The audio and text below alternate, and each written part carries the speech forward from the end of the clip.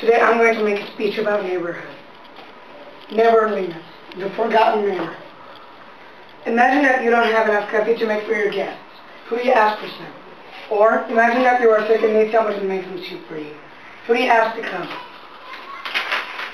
Sometimes you need someone to help you, to lend you, or just to talk to. You might have lots of friends, colleagues, or a crowded family.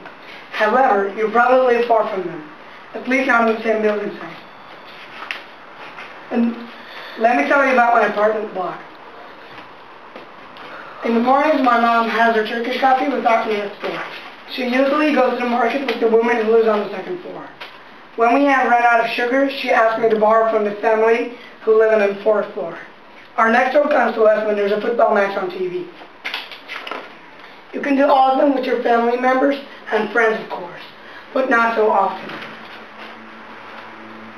You can't ask your friend to come immediately and take care of your child while cleaning the house. You can't ask your colleague to make some soup for you while you are sick and lying in the bed. You can't ask your brother to bring you a hammer. You can't visit them with your slippers. I feel so lucky that I live in such a nice block. I hear that most of my friends don't know their neighbors' names. They say that they sometimes meet on the stairs and just walk away. As this Muhammad sallallahu alaihi wasallam said, not talking to his brother more than 3 days is not lawful for Muslims. The word brother here doesn't only mean your siblings. Your neighbors, our friends, are also your brothers. Therefore, it is not possible to tolerate this behavior. Nowadays, people confuse being an individual with being selfish. They live isolated, saying that they are liberal. They break their neighbors' hearts by saying that they are democratic. They think that they have everything continue in their lives, so they do not meet their nosy neighbors. A Danish proverb says, nobody is rich enough to live without need for neighbors. A certain proverb emphasizes the importance of the neighborhood by saying, don't buy the house, buy the neighbor. On the other hand, I sometimes agree with them when they complain about bad neighbors. One day, one of my friends told that there was an old woman living in the first floor in the building, and he hated her.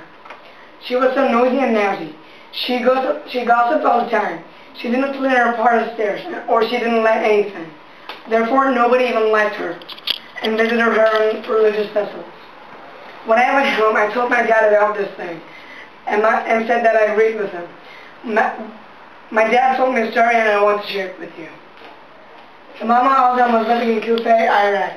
There was a drunken man next to his house. He was drinking every night and making noise. One day it was silent night. Imam Azam asked the people in the street what happened to his neighbor. They told that he was arrested a few days ago because of a slander. He was sorry for his neighbor. In the morning he visited the governor and said that his neighbor was accused of a slander. He asked the governor to investigate the case again. The governor was surprised that such an important man was trying to help a drunkard.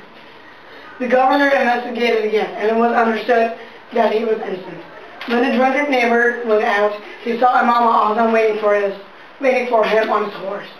When they returned home, Imam Azam apologized to him for being late to carry out the law of neighbors. The man was so ashamed that he promised not to drink again and be a good man.